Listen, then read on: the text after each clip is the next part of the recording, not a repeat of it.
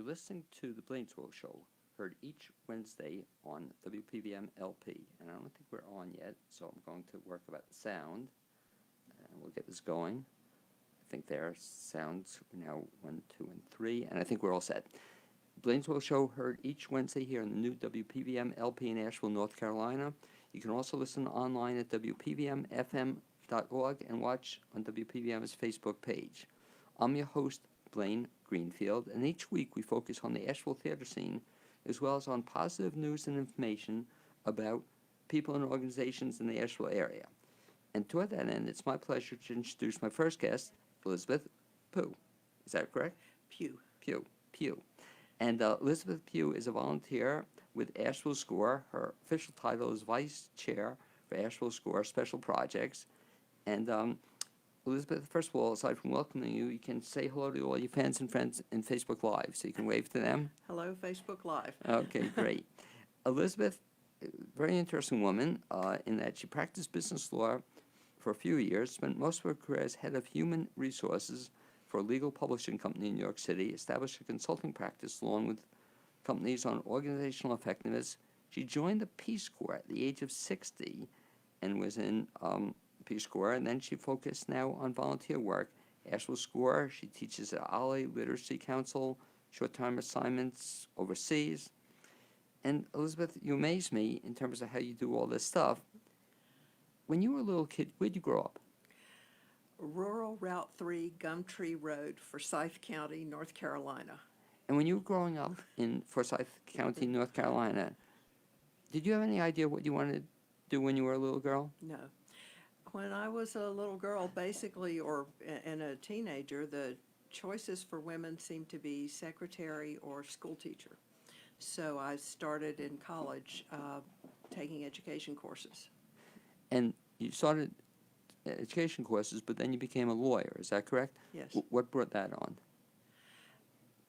Kind of an odd thing. I ended up with a job, my first job out of college as a probation officer in Mecklenburg County in Charlotte. And I was surrounded by lawyers. I dated lawyers, talked to lawyers all the time.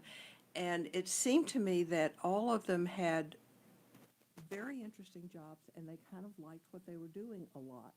I wasn't thrilled about continuing with being a school teacher, so I applied to law school. Had you been a school teacher for a while? I never was a school teacher. No, I accidentally got a job as a probation officer in Charlotte. Now, what I find interesting about your background is that you've done several different things in your life, and they're all kind of varied.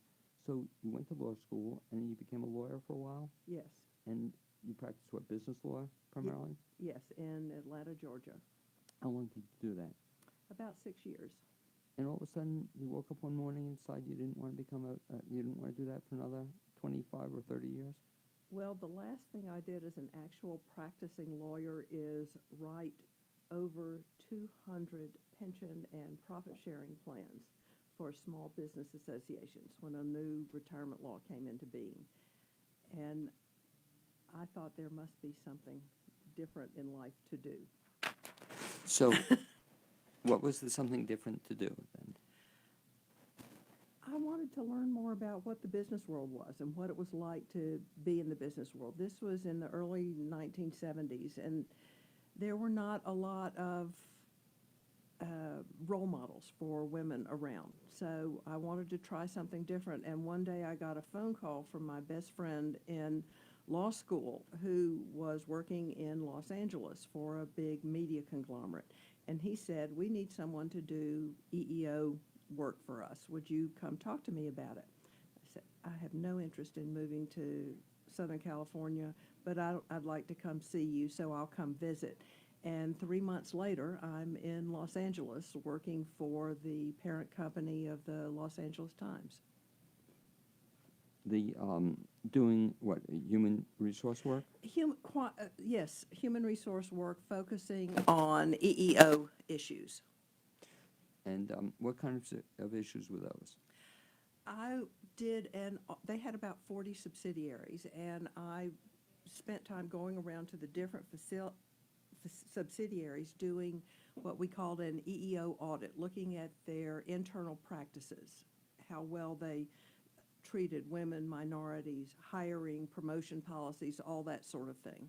That's interesting. That was back in the 70s, I guess, right? Late 70s. Late 70s. And moving forward,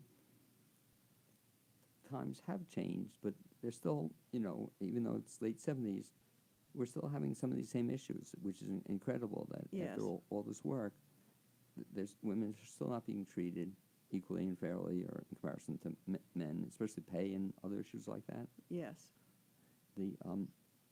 So you were doing that for a while, and then all of a sudden you got tired of that?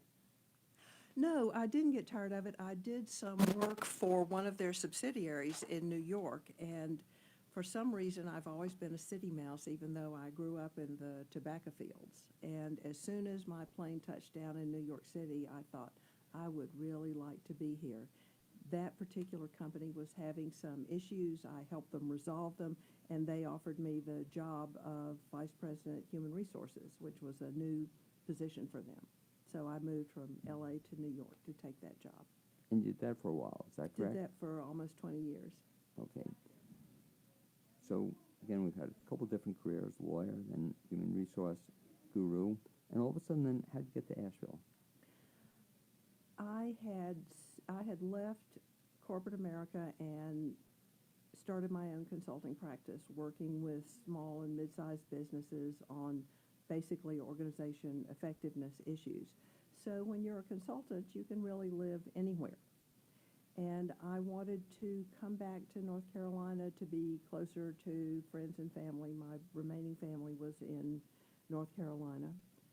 So I started looking around. Because I'm a city mouse, I picked 3 cities that were possibilities for me: Asheville, Wilmington, and Durham. Asheville won because of the mountains and because it is a very vibrant city, lots of activity downtown.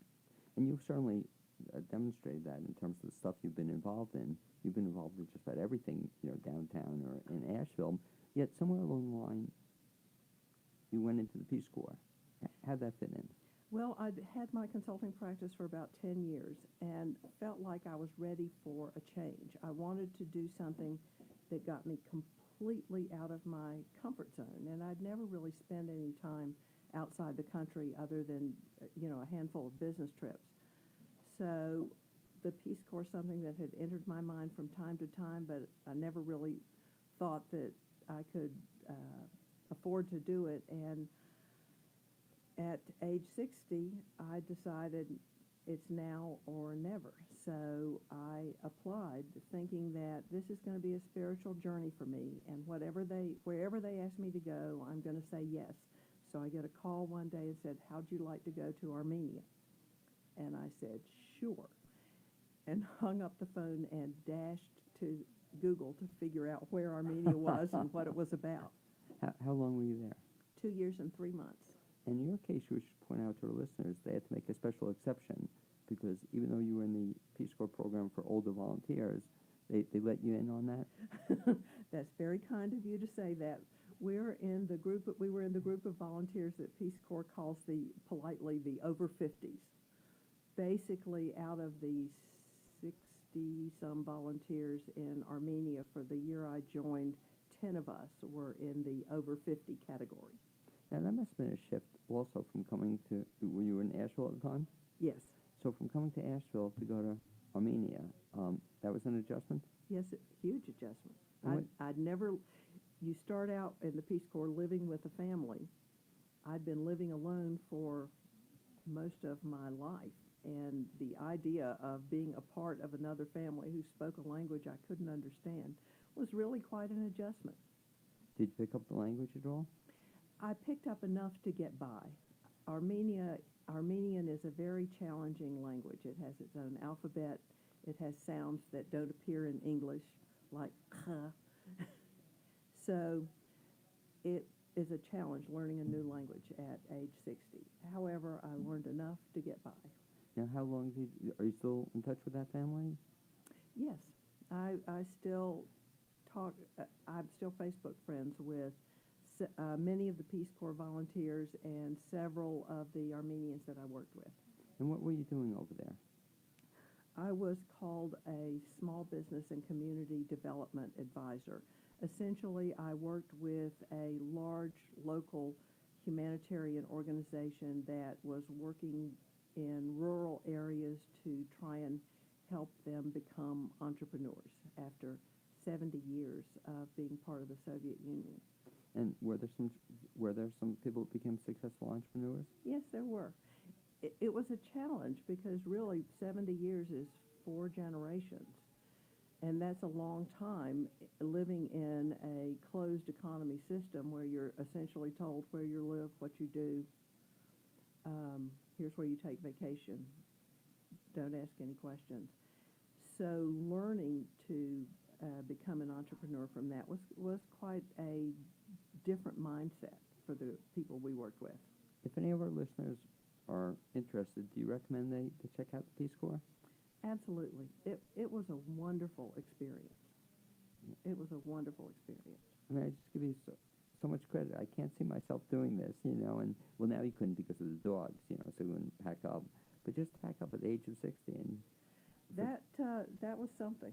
I really wanted to do this spiritual journey, so away I went. So you're over there 2+ years, and you come back to Asheville, and you decided that you wanted to do something else. I mean, think about how many different things you've done in your life, and we'll talk about some more of them. You've done a bunch of things, haven't you? Yes, when I came back, I couldn't figure out what I wanted to do. My initial thought was international development. So I spent a year doing different things. I got certified in teaching English as a second language. I took 3 different mediation courses and became a certified mediator, all of which I thought might help if I did do international development work. And I got a graduate certificate in conflict transformation from the School for International Training in Brattleboro, Vermont. That was an interesting experience. However, during that year, because I was traveling around a lot taking these courses, I found I was really missing Asheville, and I hated not feeling connected.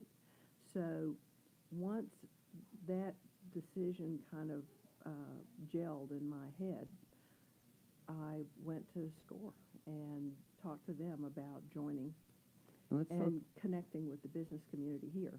And for the benefit of our listeners who don't know the acronym, right, we don't even use the acronym anymore. No, it's not an acronym. Right, don't know the organization. What is SCORE? SCORE is the volunteer arm of the Small Business Administration. There are over 300 chapters around the country. The Asheville chapter is one of the longest standing chapters, over 50 years old. And we have about 55 current members, including you. And as I can imagine people who are listening to the show can figure out, that Elizabeth is not one to just join an organization, so that you became active in SCORE, but you became very active in SCORE, and within a short period of time, you started doing everything, it seems like. But it's not true, though. You were consulting, you were doing programs, and all of a sudden you became a leader of Asheville SCORE. Yes, I'm a former chairman and currently a member of the board of the executive committee of Asheville SCORE. And that certainly kept you a little busy, though, during that time. It did. And that SCORE then, so talk about what SCORE does then, if any of our listeners would want to find out more. Why should they contact SCORE? Okay, and maybe you can help me with that also. We work with people who are interested in starting a business, interested in growing their business, interested in changing their business. And our group of mentors, over 50 of us in 3 locations, Asheville, Boone, and Waynesville, offer a huge breadth of business experience, from international buying and selling to marketing, sales, finance, business planning, intellectual property. Just the breadth of qualifications of the mentors in Asheville SCORE is really exceptional in my view. And so when people contact Asheville SCORE, we should mention it's all, there's no charge for the service of the Asheville Score. And people can meet, what is it, one-on-one, or we'll talk about bat teams as well. Yeah. Describe the process, what typically happens. Okay, you can go to ashevillescore.org or score.org and sign up for a 1-hour session with a mentor. And for Asheville Score, our practice is to have you meet initially with 2 mentors, so you get a couple of different points of view. And that first meeting is basically a 1-hour meeting in our offices in the Federal Building downtown that allows us to find out about what your situation is, start to develop a relationship, and determine what, if anything, is we can do to help you. And so after the first meeting, what happens? It depends very much on the person. If you want to continue working with us, you can continue as long as we're being helpful to you. Your SCORE mentors, one of those 2 will end up being your lead mentor, and that person will be responsible for helping you find the resources you need. So if, for example, you're meeting with Blaine and I, and you come in with particular interest in financial issues, because that's not the area where the 2 of us have the most experience, we will find someone in our group who's a former CEO, CFO, or a CPA, and get you that connection so that you can get the counseling and coaching that you need. Now, aside from the one-on-one counseling, we should also mention the SCORE has other kinds of programs, one of them being a whole series of seminars, and talk a little bit about those. Yes. SCORES offers over 50 educational programs every year. Most of them are on Saturday mornings. Again, you can find the whole list of them on our website, ashevillescore.org. And those mostly take place at AB Tech at their Inca office on the Small Business Center campus. They're, like our services, we do not charge for these. There's a whole raft of programs. You can see a list of them in the AB Tech catalog as well as online. And so, aside from the seminars, and they're all kind of interesting because they're all presented by people who have experience in the field. Yes. No cost, great programs. I teach the marketing one I have a lot of fun with. There's also something called BAT, B-A-T, and again, to your credit, Elizabeth, I think you were the one I think brought, or at least got it off the ground successfully. What is a BAT program? These are business advisory teams. These are for organizations, companies that are already in business and have had some level of success, generally at least in business for 2 years. For a BAT, get in touch with us, and we will let us know what your situation is. Let us see a couple of years of financial records, and we will put together a team that will act as kind of an informal board of directors, meet with you and help you work out what you want to do in the future and how to get that done. And I think a very exciting program for a small business, especially, who doesn't have a large board of directors or doesn't have a large number of resources to draw from. Here you can draw from almost the whole bank of SCORE advisors. Pretty exciting, pretty exciting stuff. Also, Elizabeth, you were, I think, the basis of the formation of a couple other things.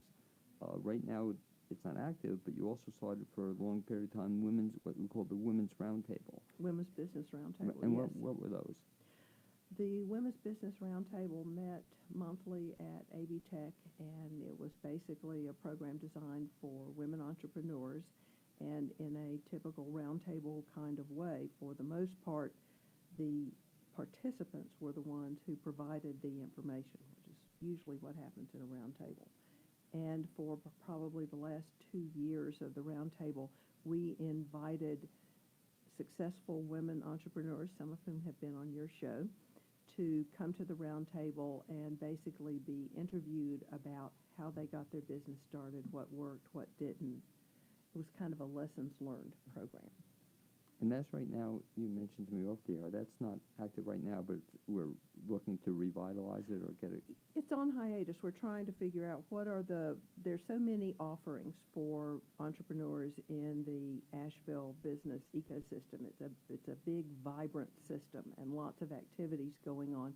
And we want to be sure if we offer the Women's Business Roundtable, it's in a format that is designed to provide the best help that we can do. We've also done a couple of small roundtables that are differently organized. In the Women's Business Roundtable, anyone that wanted to come to a meeting who was in business or thinking of starting a business could come. We've recently formed in the last couple of years an Arts Business Roundtable that is a closed group limited to 12 members with very specific criteria about how you can join. And this is a group of experienced artists who meet together every other month to talk about topics that help them grow their businesses. One of the things in knowing you, Elizabeth, I come to the conclusion that you don't get bored very easily, in that you're always looking to do something different. And I think that the art programs are very exciting because you identified, I guess, a need, and it wasn't being met by all the folks in Asheville, helping out these artists to show that they also have to be business folks as well. Well, I'd love to take full credit for that. However, one of the members of the Business Roundtable is the one who brought the idea to me. She was also an experienced business person. She'd been in business for a number of years, and she said, there's nothing for us. A lot of the programs are for people who are just getting started. We've been around for a while. Let's see if we can develop something that'll work for our particular situation. And so that program got off the ground, though. But when you were in SCORE, it got off the ground. Yes. And again, I think it's kind of interesting because a lot of people, if you're artists, don't recognize the fact that you're also a business person, or you need to be a business person. Yeah. Because I guess we see this a lot even with other clients as well, that if you're in business, there's nothing wrong with making some money, And how many times have we seen that people are in business and they're making $2.32 an hour, but they never realize that? Yes, we help. That's one of the things that I think SCORE mentors are particularly good at, is helping people understand what their current situation is and what kinds of things they need to do to improve it. And sometimes just think about, by looking at numbers, is this a business worth pursuing or continuing? Yes. And we get that sometimes too. Yes, we do. And I think we're doing a service when we do that too, because if you're losing money, especially on the business, why are you in business? Yes. You also do work for another, you're a volunteer for another organization in the Asheville area, OLLI. And again, for the benefit of the listeners who don't know, what is OLLI? OLLI is the Osher Lifelong Learning Institute. It's a continuing education program run out of UNC Asheville. And its biggest function is courses taught by OLLI members to other OLLI members. There are two sets of courses that I teach. One that I think you might be most interested in is called The Business of Art in Asheville, where I'll take a group of 15 class members around to different artist studios or to galleries and then interview the owner or the artist about their business, not so much about what their particular art is, but how they have developed that into a business, in order to make sure that people get an understanding that the arts community here is a very vibrant and important economic part of Asheville. How long have you been teaching that course? I've taught it about 4 times, and I don't teach it more than once a year. Okay, you enjoy teaching it? I love teaching it. It's a fun course. And then you said there's another course you teach?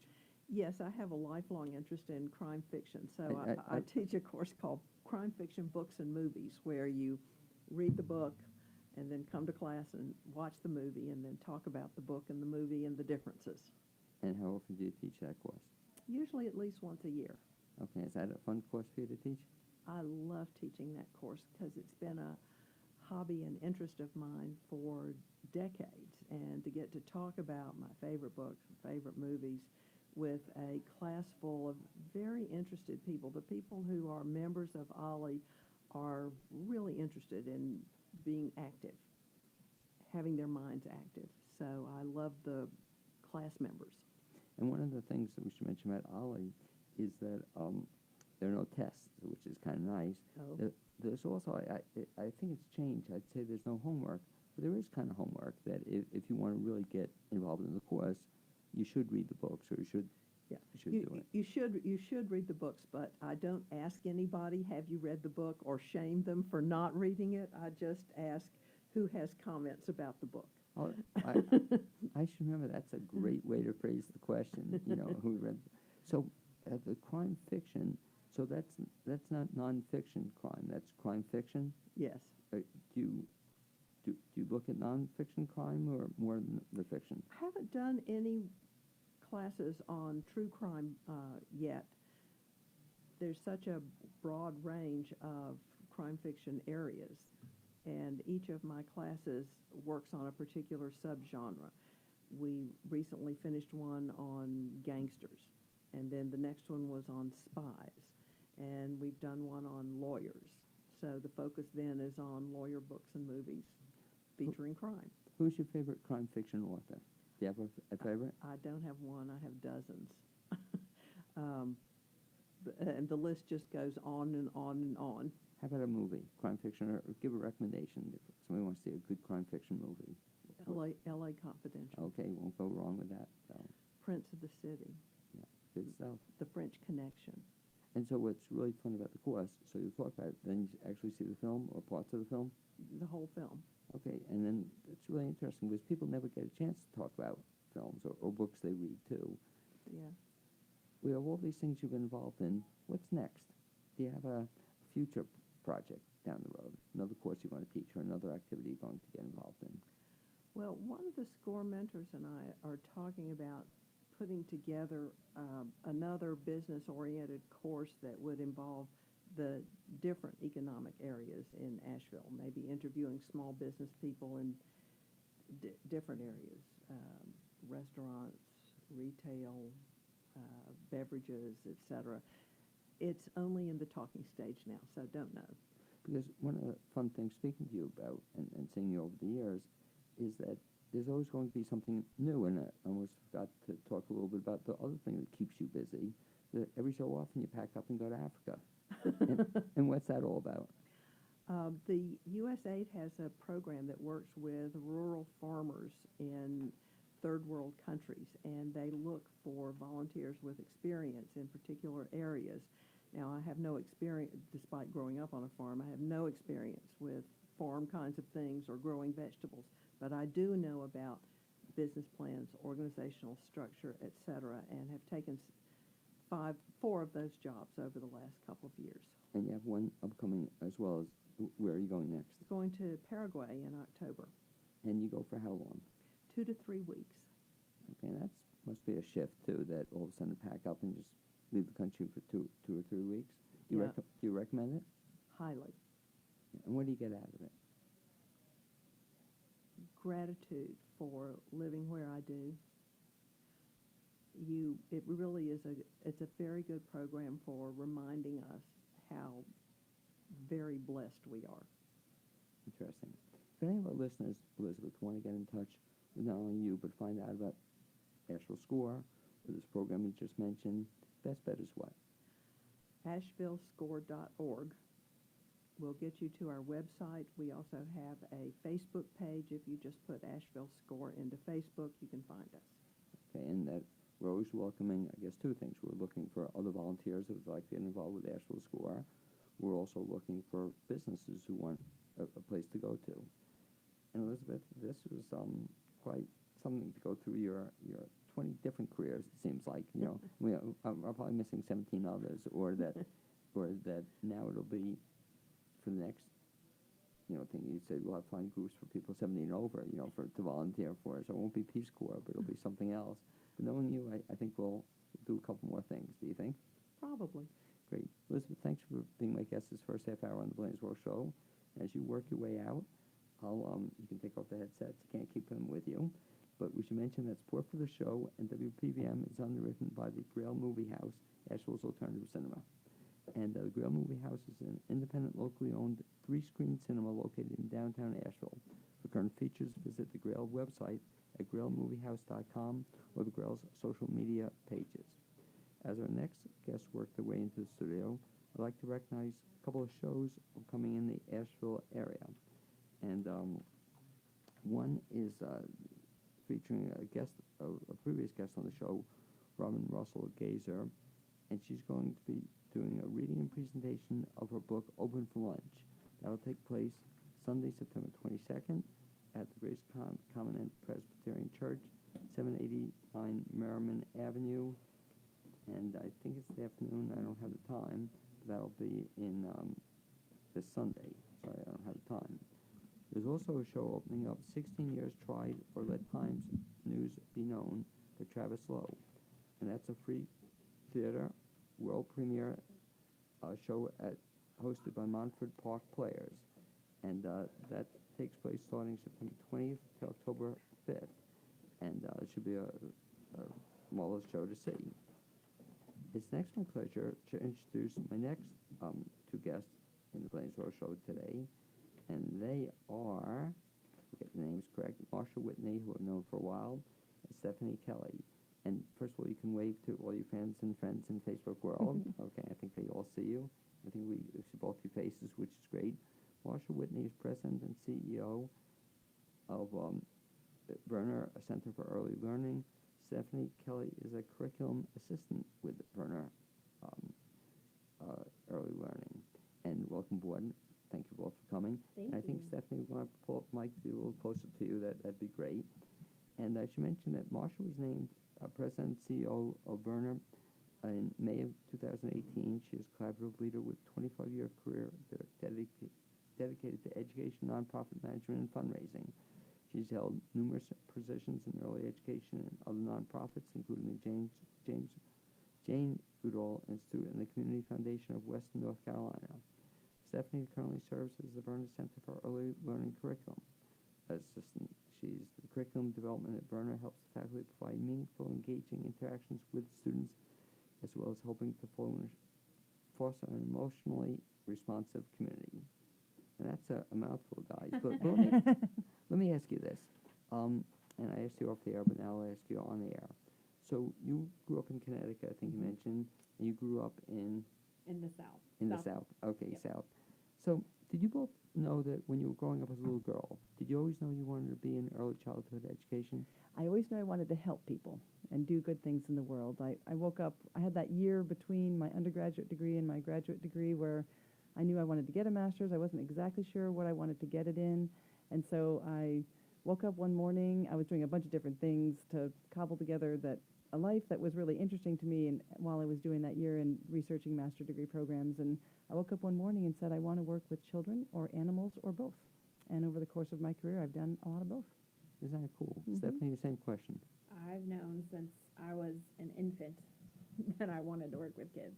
My grandmother was a nursery school teacher in southern Alabama, and from as far back as I can remember, I have pretended to be a teacher and helped out at church or babysitting, and right out of high school, I got a job in early education, and I've been doing it for over 15 years now. A quote I'll share with both of you, it's one of my favorites, is from Elizabeth Chisholm. She was the first African-American woman to ever run for president, an amazing woman. And she says, service is the rent we pay for living on earth. And that's sort of what you guys are doing, you know, that Absolutely. you're providing service. And we were talking again off the air, but in terms of the Verner Center for Early Learning, talk about what is it, first of all?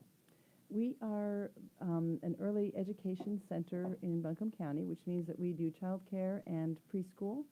And we also are the only early Head Start provider in Buncombe County. So we serve children and their families, ages 0 to 5, as well as pregnant moms. And we have 4 locations at which we have classrooms. We serve a total of 262 children, and 88 of those 262 children are in our home-based program. So we go and visit the parent and the child in their home, and the balance, about 180, are in our 4 different centers across Buncombe County. So parents can drop off their children and have them there for a full day so they can go to work or go to school or whatever other obligations they may have for their family. Now, when you listen to it, that sounds pretty impressive. 4 centers, 200 plus kids you're helping out. But apparently in Buncombe County, That's not enough, I assume. That's right. It's not. Why not?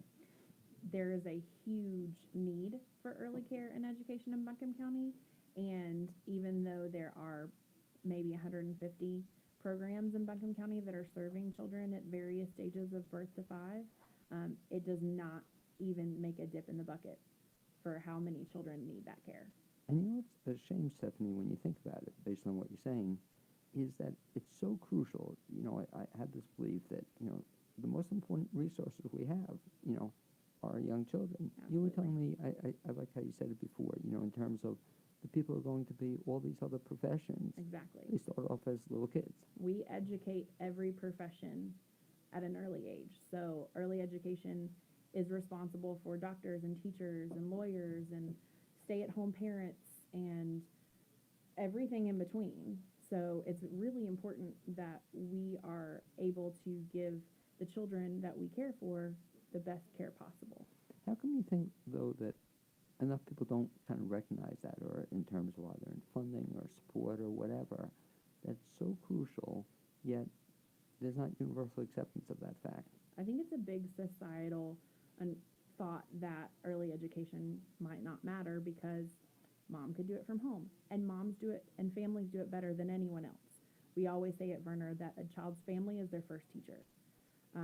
But unfortunately, sometimes in the world, we don't get the recognition that we deserve as early educators, and that kind of just trickles down from government and other things that don't give us the respect that we need. I guess that's, yeah, Marsha, go I was ahead. just gonna say, one thing that Verner's really involved in is advocating for higher investments from public entities in early education so that early education can get the same kinds of supports that K-12 education gets. And if you think about the fact that for every $1 invested in early education brings a $7 return to society for that investment. And it's just mind-boggling. Those are the best dollars that we as a community, as a society, can be investing.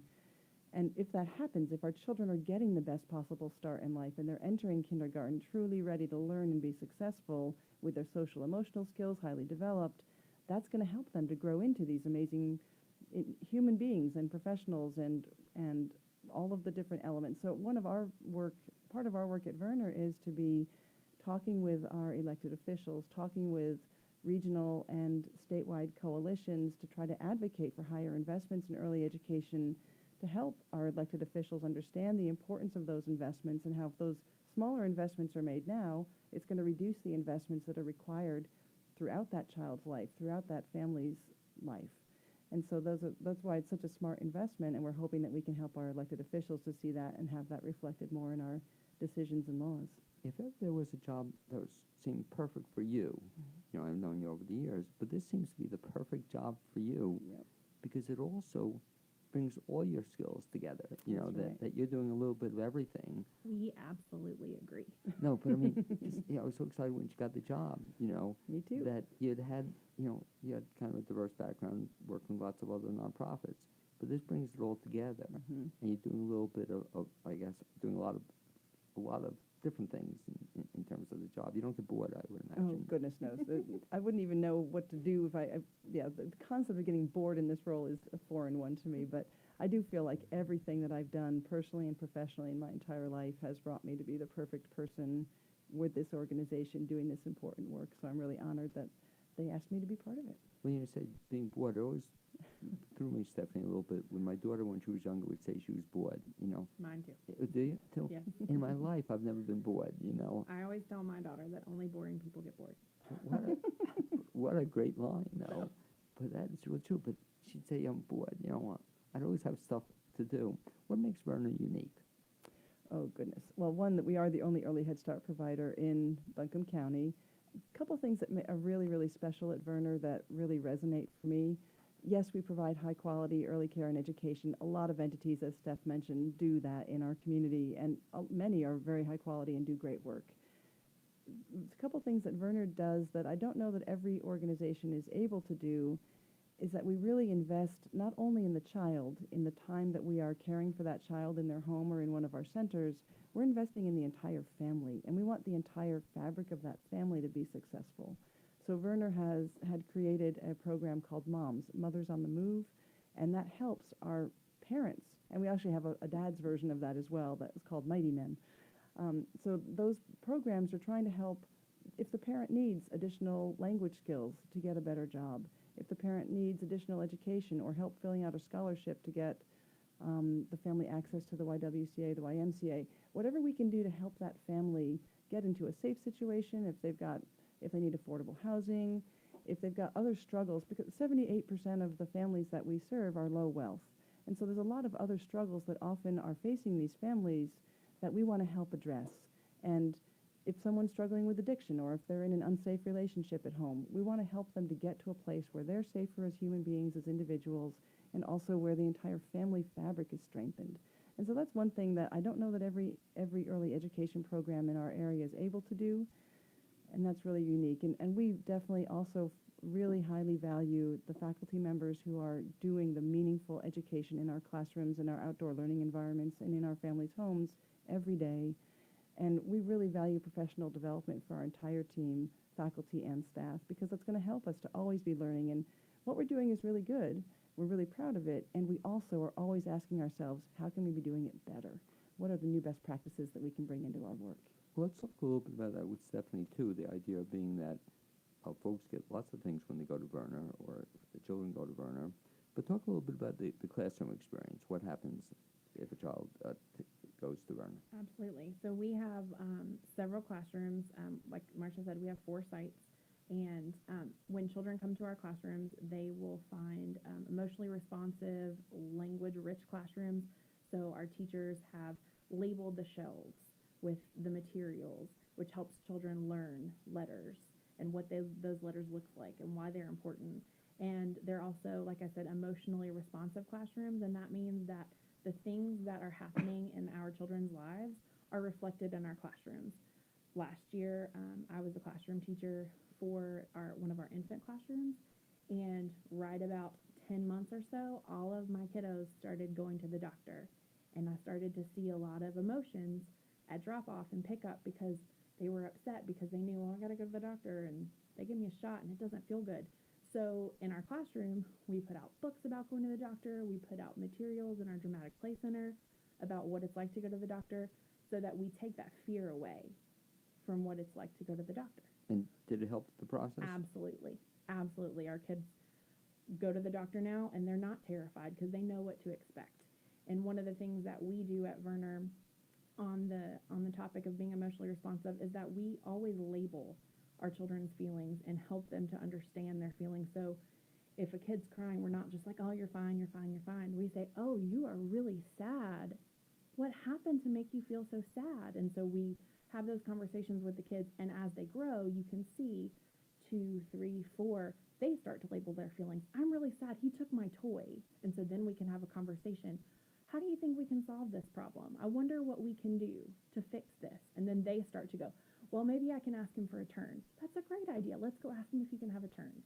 So that's just one of the many things that you'll see if you come to a classroom at Verner. Interesting. The classes then, so they go for a full year, or what's the kind of day like? Yes, so we are a full year program. We run all year long. And depending on the classroom, some of our children come for a short amount of time, 8:30 to 2:30. Some of our children are there because their families need care from 7:30 to 5:30. It just depends on the family's need. So you could see a classroom where everybody's gone at 2:30, or you could see a classroom where we've got kiddos up until 5:30.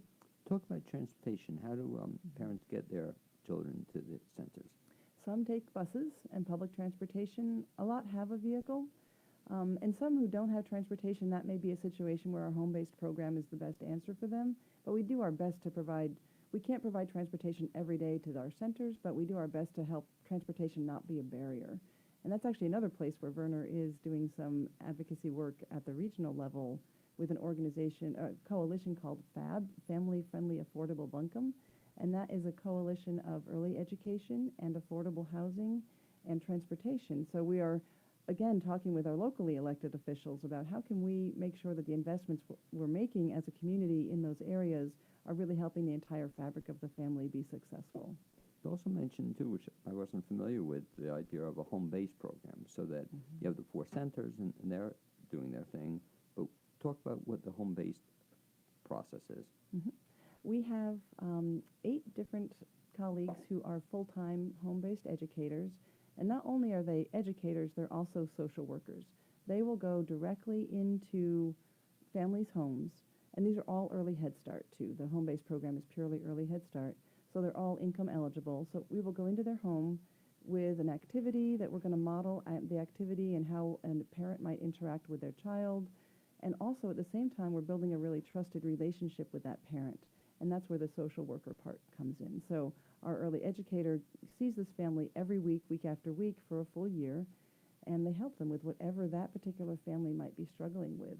And identify, and they over time develop that trusting relationship. And that's one thing that's important to know about Verner is that everything we do is based upon relationship. And so whether that's with the parent and the faculty member and the child in a center-based classroom, whether that is among our colleagues in our admin hall, whether that is in a home-based family and supporting children and families in their home, everything's about trust and relationship and how do we connect with each other.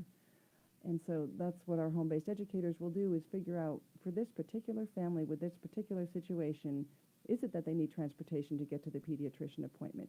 Is it that they need me to go and translate an application at the YMCA so they can have physical activity for their family? Is it that they need better educational opportunities or better language skills? Or are they in a situation that may have domestic violence or that there may be addiction going on somewhere in the child's sphere of influence? So trying to figure out what are the particular challenges that are happening for this particular family and how do we address them? Now, Stephanie, you've been doing this for a couple of years. Yes. I mean, in early childhood education for a long time, but especially with Verner, a couple of years. Talk about a particular impact story that you've seen or something that you've seen a success as a result of going through the Verner story. Sure. So we have lots of success stories, lots of families who have flourished having their family served by Verner. One family that I can speak to particularly, and Marcia has another story to share. We had a family who was struggling with substance abuse, and the mom came to our program, and we've been able to help her find great housing. We've been able to help her find a job. The family has flourished. The mother is clean. She is thriving. Her family is thriving. And I think I can speak for her in this, and she will tell you that Verner helped her tremendously to be able to get to where she is. And it's a great story in that as a parent, especially as a parent of young children, that you don't necessarily learn this anywhere. You know, it's like, I always talk about this, Marsha. You go to school for lots of stuff. You know, you take U.S. history take the same U.S. history 7 times. You know, you take courses 7 times. But nobody ever teaches you how to be a parent. You know, Exactly. how to raise a young child, or what do you do with a child, Exactly. you know, to help them learn. And so that's, I guess, one of the services you're providing people. You're helping them become, I guess, in large part, better parents. Absolutely. And another thing that I wanted to mention earlier, one of the biggest things that we do at Verner is play. And that's how we know that young children learn is through play. And a quote that I wanted to share by Dr. Karen Purvis, it was recently shared with us, is that scientists have recently determined that it takes approximately 400 repetitions to create a new synapse in the brain unless it is done in play, in which case it takes between 10 and 20 repetitions. Wow, that's So play is huge and incredibly important for children. okay. And so you also teach parents, kids, how to play. Absolutely. And you were giving a great example before, too, about getting along with other kids. You know, that when you're playing, it's not just by yourself, but you have to be able to play with other kids as well. Exactly. And children go through distinct play stages as they grow. When they're young infants, they're learning how to explore their environment. And as they get older, they might play next to another child. We call that parallel play. And as they grow, you'll see them start to slowly play together. And that's cooperative play. And that's what we want to see by the time a child is 5. How many children are in the classes typically? It depends on the age. In the state of North Carolina, there's a ratio system. So in our youngest classrooms, our infant classrooms, it's 1 to 4. So you'll have 2 teachers to 8 children. And then in our pre-K classrooms, which are the oldest classrooms, you'll have 1 teacher to 9 students, and there'll be 2 teachers with 18 students. So that's a really big classroom. Will they have aides as well, though? Other people helping them? Oh, absolutely. Yeah. Absolutely. We have, I think Marcia mentioned, we're really lucky at Verner to be very well resourced. So depending on our different sites, some of our sites have crew members from Warren Wilson college students that come into their classrooms to help. And some of our other sites, we have family advocates and our center directors who come in to support the classrooms. And our families are always welcome. So sometimes you might walk in a classroom and there might be 2 teachers and 2 parents in the classroom just hanging out, playing, having a good old time. And contrast that to some public schools where they try to keep parents out. Absolutely. You don't want the parents there. Same question, Marsha, for you, an impact story that you've come across or that's made a difference. There are so many. One that really resonates for me in particular was a child that was really having problems with developing gross motor skills because the mother had recently moved to the United States from another country and was living in a really tiny place, because that was all that was affordable and accessible to the family.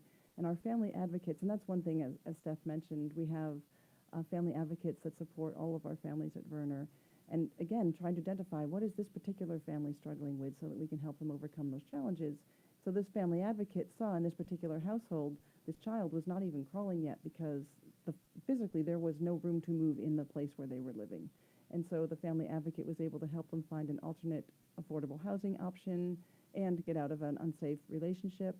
And boom, that child was off and running. So, as you mentioned, it reminds me of a program years ago I was involved in for combating truancy problems in a public school. And one of the things I came across, and it seems you guys are doing such a good job at this, is realizing that it's not just one issue. If it's just to get the kid into class, well, they can do it. But if there are other problems at home, exactly. you're doing almost a disservice. Absolutely. Right. I mean, so it's a whole gestalt of stuff you have to do for kids. Yes. The problem in Buncombe County, and unfortunately I guess it's nationwide, is that great programs, but I assume there's more of a demand to get into the programs than you can offer? Absolutely. We serve 262 children, and we have a wait list of 600. So yes, there is, and that's just one example. That is a very common challenge throughout our, as you say, throughout our community, throughout our county, and throughout our nation, that we simply do not have enough quality early education programs available to help families get the supports they need, allow parents to be working, allow them to be continuing their education, or take care of other family obligations. So it's definitely a serious challenge. And so that's one reason that we are part of a lot of local, regional, and statewide advocacy groups to try to help additional investments come into the system, help additional programs be successful. We're really fortunate that Buncombe County last October decided, the county commission voted to create a fund called the Early Childhood Education and Development Fund, and that they committed to having $3.6 million available to the community every year and increasing by 2% a year. And so there's an application process. Early education programs can say, here's what we can do that will help increase the supply of early education in our community. Here are things that we can do to increase the workforce, because we can open all the classrooms we want, but if we don't have the highly qualified faculty to come into those classrooms at the ratios required to support those children, then the classroom can't open. So that fund is really trying to build up the entire system of early education in our county, which is really great, and I'm so glad that resource is there. If a listener is interested in getting a child into Verner, a waiting list of 600, what is it? They have to put in their, before the child is born, they have to, sign up for it. It almost seems like it. What does a child do to get into Verner? Or what does a parent do to get the child into Verner? Kinsley Culbertson is our enrollment coordinator, and she will help any family that is interested in having a child at Verner be connected. And because Verner, we do have resources that come to us from a variety of different income streams. We have early Head Start funding, we have NC Pre-K, we have private pay tuition, we have subsidy reimbursements. We get reimbursement from the Child and Adult Care Food Program for the healthy foods we offer to all of our children. So all of those different sources, if a classroom space opens for from an early Head Start child, if their family moves out of the area or circumstances change, then Kinsley will know, here's the next person on our early Head Start wait list that is needing the spot most desperately. If it's a private pay slot that has a transition, then our private pay family, the next private pay family on that slot will be invited to come in. So it's a really complicated spreadsheet that Kinsley manages, and I'm so impressed that she does that. But so it's not necessarily that most of our wait list is private pay families wanting very limited private pay slots. Does Kinley refer folks to other centers as well? Absolutely. We want to help families be successful, however that may be, whether it be at Verner or at some other program that's going to help them to be able to get to work, get to school, whatever they need to do. What do parents do if they can't get their child into an early childhood program? They have to get really creative. There was a piece that was done on WLOS a few weeks ago about the child care shortage in Buncombe County, and they interviewed a couple, and they literally have they have rearranged their work schedules so that one parent is able to be home with that child all the time. Some folks have a family friend or a relative that can help with providing gap care, but it is terrifying as a parent needing to get to work when you don't have the care you need. I'm getting a chill listen to the story because I know the family are very good friends with the family, and they're a marvelous family, but, you know, they're both working, and they great little kid, but, you know, what do you do if you're a parent? Very, very tough. If listeners want to get more involved in this whole thing, we'll talk about getting involved in two ways. You mentioned to me off the air that you welcome volunteers for the Verner Center. What kind of volunteer opportunities? We have a whole range of volunteer opportunities. Our volunteer coordinator is Charlie Milling, and he loves to talk with somebody who's interested in volunteering at Verner to help match them, their skills, their life experiences, with what might be helpful to our families and children at Verner.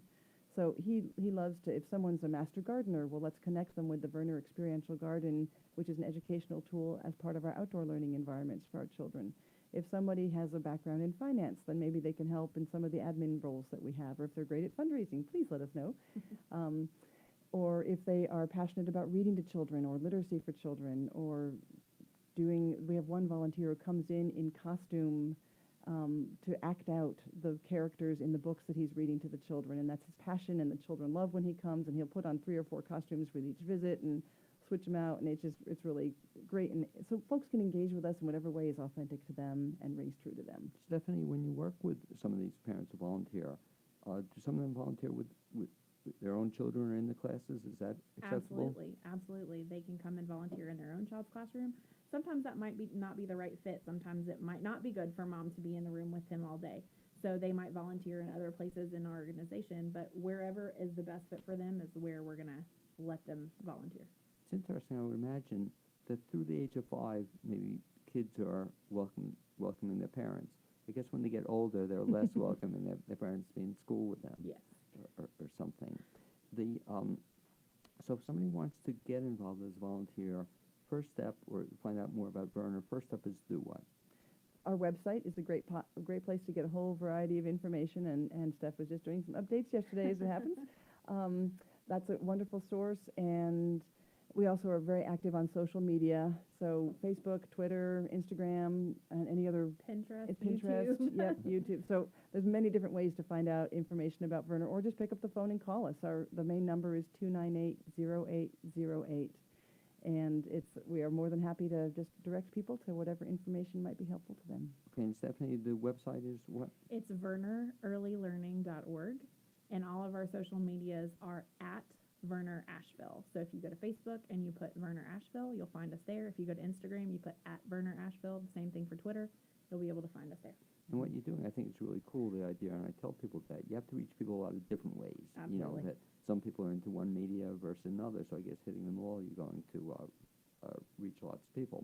Well, I want to thank you guys. I knew very little about Verner, I have to admit, and now I know a little bit more than very little, but good stuff, and I'd like to thank you for being my guest this second half hour, Marshall Whitney and Stephanie Kelley.